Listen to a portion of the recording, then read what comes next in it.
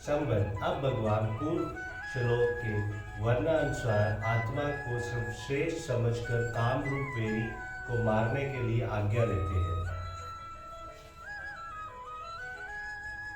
एव बुद्धे पर बुद्धवा संसत्भया तो मान मात्मना जही शत्रु महाबाहु कामरूप दुरा सदम।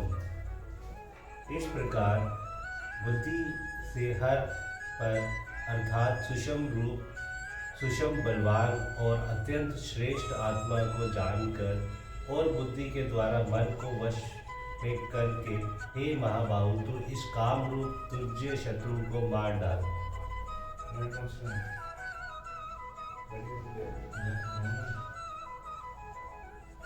यह बुद्धि से पर आत्मा को समझकर काम को मारने के लिए कहने का क्या अभिप्राय है? मनुष्यों का ज्ञान अनादिकाल से अज्ञान द्वार आवृत हो रहा है। इस कारण वे अपने आत्म स्वरूप को भूले हुए हैं। स्वयं सबसे श्रेष्ठ होते हुए भी अपनी शक्ति को भूलकर काम रूप वैरी के वश में हो रहे हैं। लोक प्रसिद्धि से और शास्त्रों द्वारा सुनकर भी लोग आत्मा को वास्तव में सबसे श्रेष्ठ नहीं मानते। यदि आत्म स्वरूप को बड़ी भांति समझ ले तो रग रूप काम का सहज ही नाश हो जाए। अतएव आत्म स्वरूप को समझना ही इसे मारने का प्रधान उपाय है। इसीलिए भगवान ने आत्मा को बुद्धि से भी अत्यंत श्रेष्ठ समझकर काम को मारने के लिए कहा है। आत्म तत्व बहुत ही गुण है। महापुरुषों द्वारा समझा ये जाने पर भी कोई सुषमदृषि मनुष्य ही इसे समझ सकता है।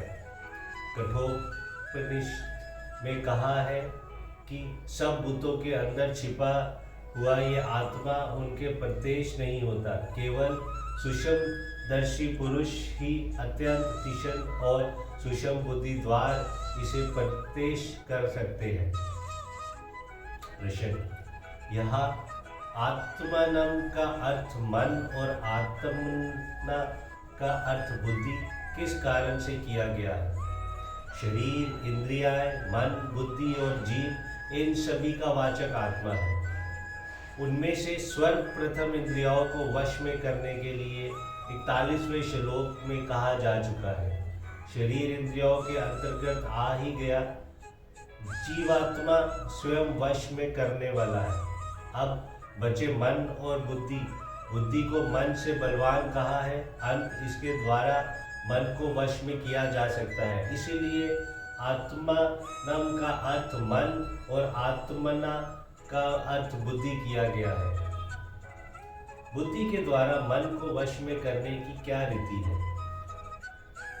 भगवान ने 6ठे अध्याय में मन को वश में करने के लिए अभ्यास और वैराग्य ये 2 उपाय बतलाए हैं।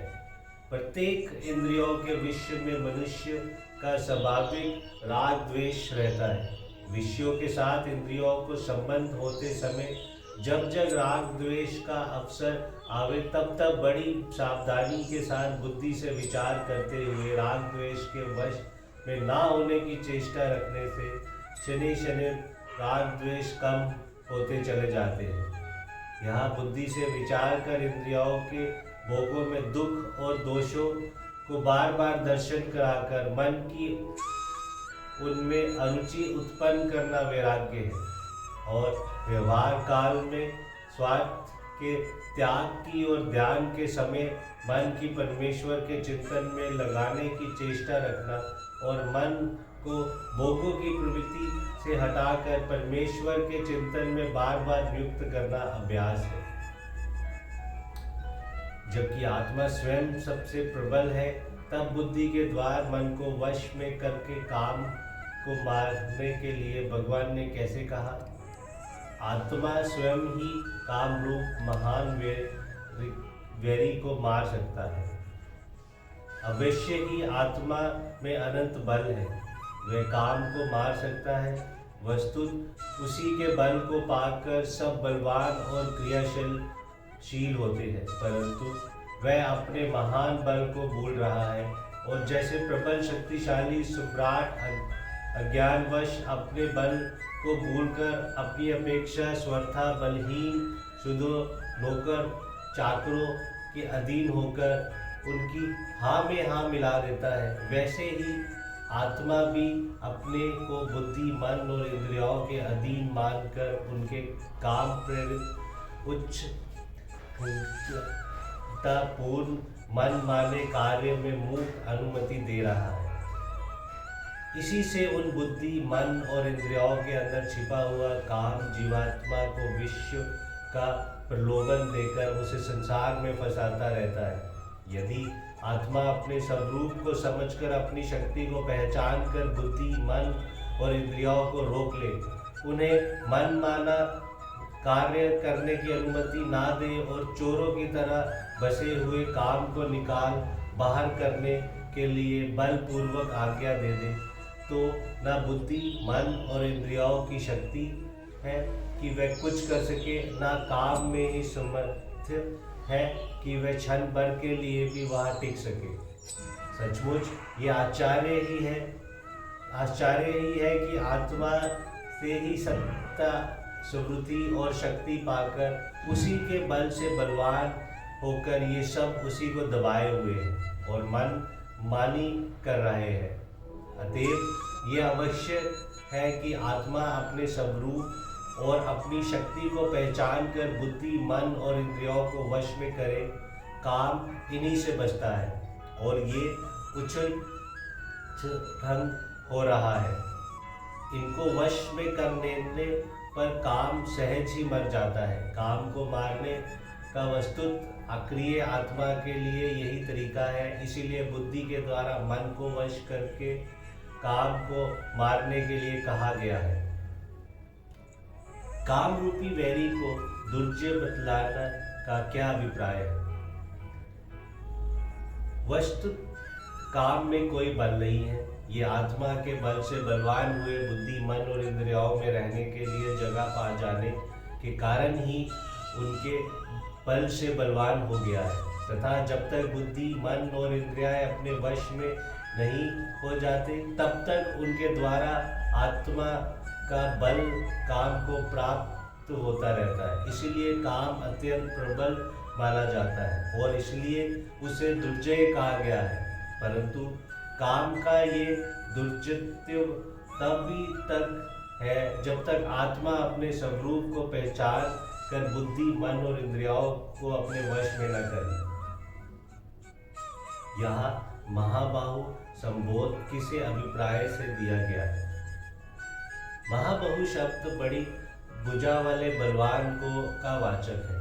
ये शौर्य सूचक शब्द है। भगवान श्री कृष्ण काम को दुर्जय बतलाकर उसे मारने की आज्ञा देते हुए अर्जुन को महाबाहु नाम से संबोधित कर आत्मा के अनंत बल की याद दिला रहे हैं और साथ ही ये भी सूचित कर रहे हैं कि समस्त अनंत चिंताएं दिव्य शक्तियों का अनंत भंडार में जिसकी शक्ति का शुद्ध सा अंश पाकर देवता और लोकपाल समस्त विश्व को संचालन करते हैं और जिसकी शक्ति के करोड़वें कलन बाग को पाकर जीव अनंत शक्ति वाला बन सकता है।